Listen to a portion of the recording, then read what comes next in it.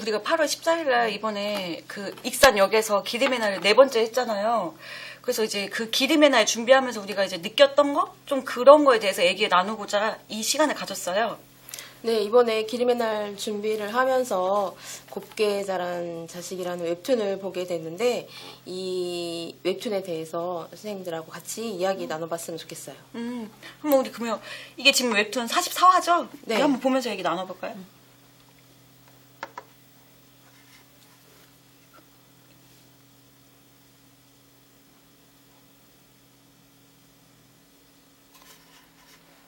몬스터? 몬스터. 네. 저는 이 제목을 봤을 때 그걸 느꼈거든요. 일본군이 우리 그 일본군 위안부 피해자분들께 한 행동이 어떻게 보면 진짜 이런 괴물 같은 사람으로서 할 수 없는 짓을 했잖아요. 맞아요. 그래서 저는 그런 의미로 받았거든요. 어땠어요, 선생님들은? 저도 그렇게 느꼈어요. 이게 사람이 과연 할 수 있는 행동인가라는 생각을 많이 하게 됐거든요. 그러면 저도 옮기면서 볼까요, 또?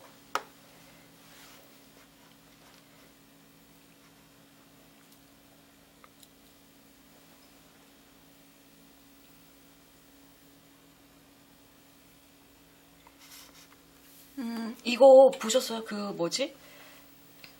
그 군인 일본군 그들이 그 일본군 위안부 피해자들한테 이게 뭔가 그런 행위 그런 위안소 들어가기 그러기 전에 네. 내는 지급받는 저게 있잖아요. 입장표 같은 그런.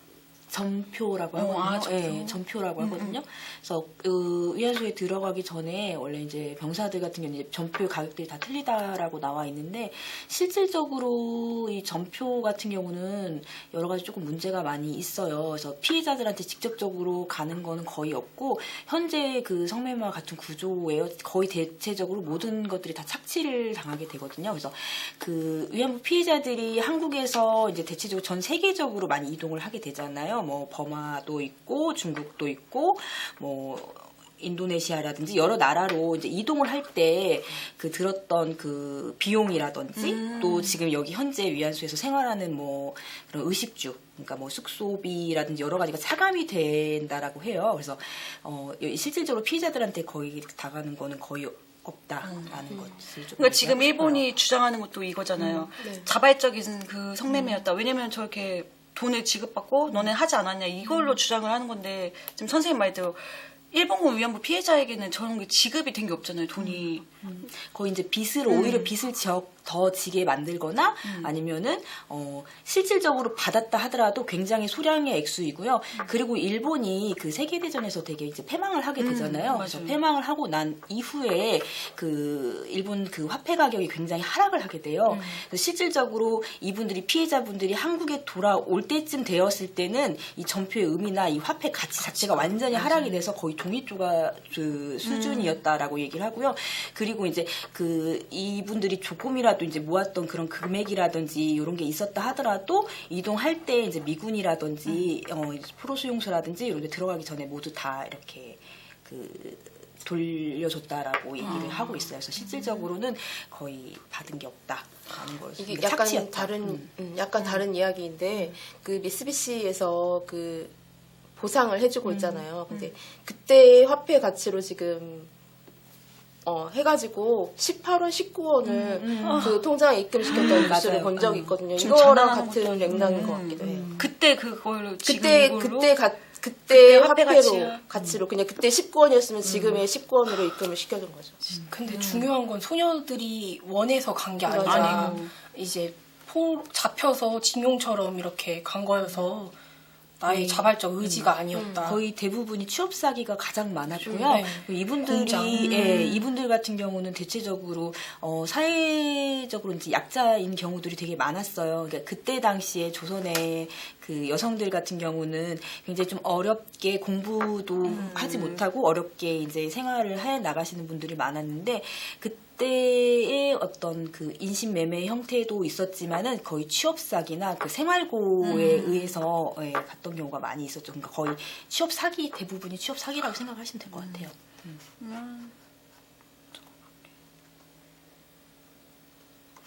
저는 여기서 그 저 삐야라는 말이 무슨 말인지 잘 몰라서 처음 들어보는 단어여가지고 혹시 선생님들 알고 있었어요? 아니 전 몰랐어요. 여기 웹툰을 보고 아 이게 무슨 의미인지를 알게 됐어요. 이게 사람으로 표현을 하는 걸로 보이지 않고 호실로 얘기를 하거나 몇 번 삐야 이런 식으로 하는 거 볼 때 아, 이거는 인권이 없다. 그러니까 삐야가 위안소이고 삐라는 위안 뭐 피해자들 삐라고 지칭을 했었잖아요.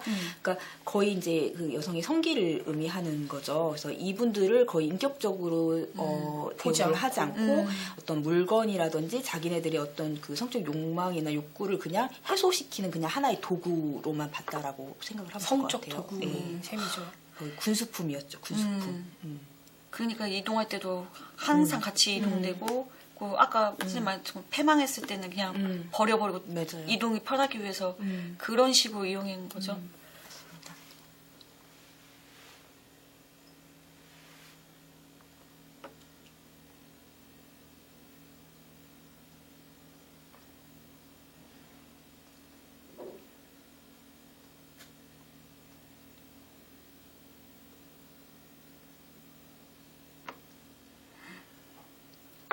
저는 여기 앞에서 이렇게 대기한다? 이런 식으로 서 있는 것 자체도 소름 돋았거든요.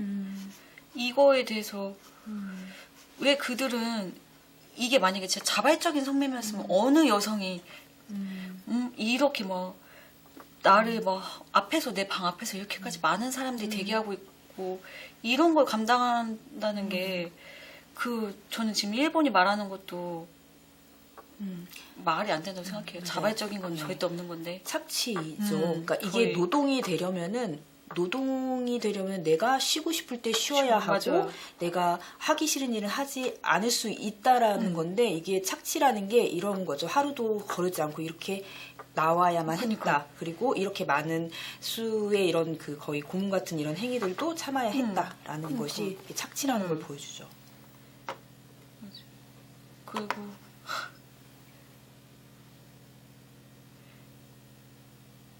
이게 지금 이 화면이 어떻게 보면 일본 위안부 피해자분 방 안에 숙소 앞에 이렇게 서 있는 거잖아요. 네. 그러다가 여기서 이제 여러 명을 그렇게 고문에 가까운 그걸 당했다 했을 때 한 번에 저는 이렇게 들어가는 거 보고 생각지도 못해 솔직히 저는 그냥 우리가 일본군 위안부 피해자 해가지고 뭐 이런 성적 착취를 당했다 이 정도로 알지 이렇게 여러 명이 한 번에 들어가서 이런 범하고 이런 인간 같지도 않은 짓을 했다는 게 이 웹툰을 보면서 처음 알아가지고 솔직히 좀 충격이었어요. 그 조금의 그 휴식조차도 없다. 그걸 용납하지 쉴 틈도 않는 없는 완전히. 행동이잖아요. 이거는 군부대에서 조직적으로 이렇게 관리하고 있었다라는 걸 보여주는 그림 같아요. 그리고 더 뭐 많은 얘기가 안 나와도 이 화면만으로도 이게 우리가 상상할 수 있고 생각할 수 있게 해서 그러니까 그들이 이 안에서의 생활 자체를 조금 엿볼 수 있고 정말 이들이 거의 그 자발적이거나 이런 게 아니라 이분들은 이 안에서 정말 많은 착취와 고문의 그 시간들을 보냈다라는 것들을 조금 이해할 수 있을 것 같아요. 아까 그 뭐 선생님이 말했던 것처럼 쉬는 시간이 주고 막 그렇게 해야 하는 노동인데 보면 여기도 쉴 틈을 줄이려면 그만큼 시간을 효율적으로 활용할 수 있다고 했을 때 이게 어떻게 본인들은 효율적인 게 이거겠지만 내가 만약에 노동자였으면 어떻게 이게 효율적일 수 있냐. 그렇죠?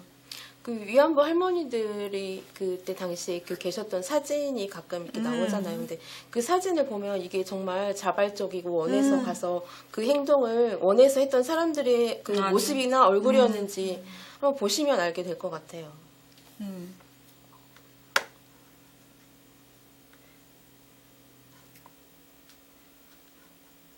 맞아요. 이 일본군들이 우리 일본군 위안부 피해자분들 이때도 과거에도 현재에도 생각하는 어떤 방식으로 생각하는지 이 대사에도 나오거든요. 굉장하지 않아? 우리가 고생해서 번 돈을 그것들은 침상에 가만히 누워 빨아먹는다고 하면서 그것도 매일매일 하루도 거르지 않고 말이야. 그러니까 이 웹툰만 봤을 때 일본이 과연 그 주장하는 게 맞을까? 이게 자발적인 그런 걸까? 이게 진짜 생각하게 되는 좀 그런 내용이에요. 너무 끔찍하지 않아요?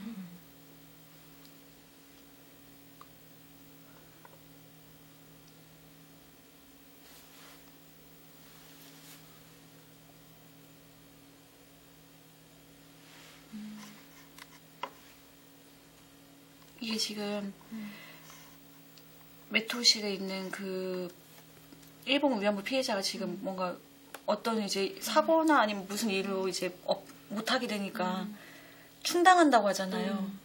그러니까 뭔가 소모품으로 뭐 너 없으면 너 빠지면 또 다시 각 한 명 데리고 오면 되지. 계속 그런 그러니까 인권적으로 봐도 이건 문제가 있는 거고.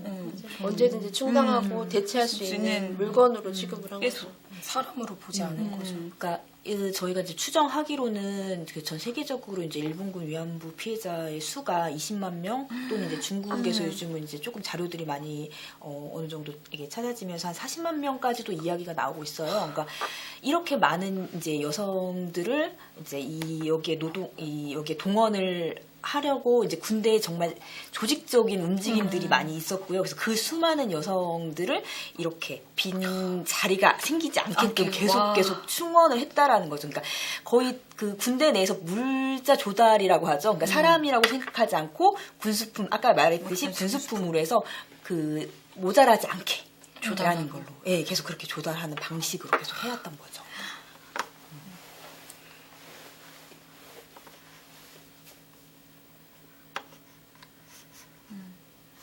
이게 오늘 저희가 볼 웹툰은 이게 끝났어요.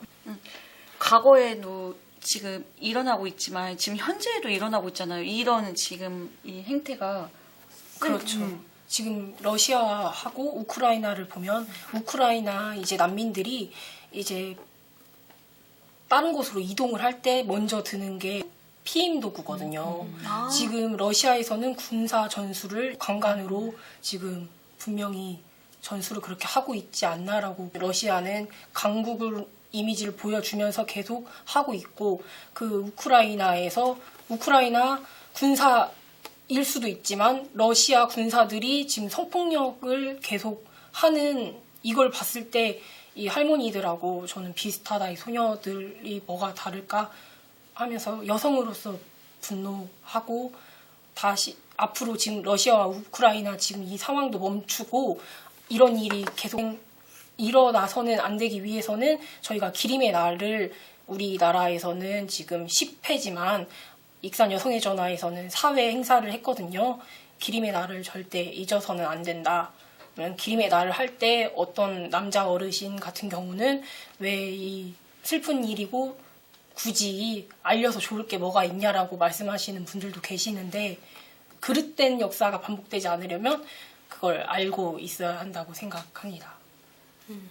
이번에 기림의날 행사를 하면서 이제 그 시민 한 분이 이 수치스러운 역사인데 왜 이거를 행사를 하느냐라는 말을 들었을 때 굉장히 분노를 한 적이 있는데 이 위안부 할머니들한테 이 소녀들이 더럽혀졌다는 말을 흔히들 많이 쓰는 것 같아요. 그래서 그런 단어 하나하나 선택을 할 때 굉장히 신중하게 해야 되고 이 단어를 선택함으로써 이 할머니들이 어떠한 상처를 받게 될 수 있는지 또 어떤 아픔을 또 다시 생각해낼 수도 있는 건지 한번 생각해보고 사용하는 게 좋을 것 같다는 생각을 했습니다.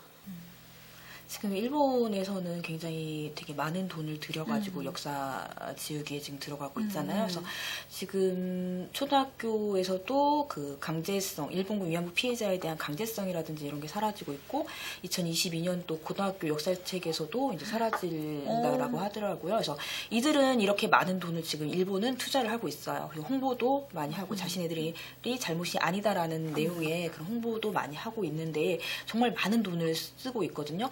그렇다고 한다면 정작 피해를 입은 우리나라는 지금 어떻게 하고 있는지에 대해서도 조금 생각을 해볼 필요가 있어요. 우리들이 이제 피해자를 어떻게 지원을 하는지 또 우리들이 이 역사를 되풀이되지 않기 위해서 얼마나 많은 투자를 하고 있고 얼마나 많은 노력을 하고 있고 얼마나 많은 이야기를 하고 있는지에 대해서도 조금은 생각을 해볼 필요가 있어요. 근데 지금 그런 게 하나도 이루어지지 않고 있고 피해자들이 요구하는 거는 그렇게 많지는 않거든요. 근데 진정한 사과.